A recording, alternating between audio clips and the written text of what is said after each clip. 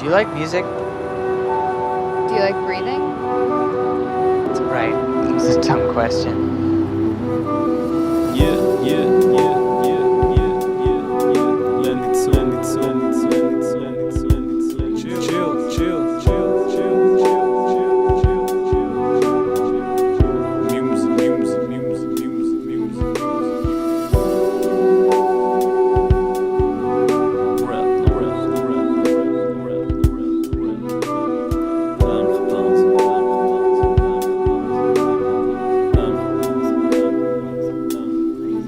I claim maybe the lesson for us now is the opposite one, the opposite. Maybe in the 20th century we tried to change the world too much, too quickly,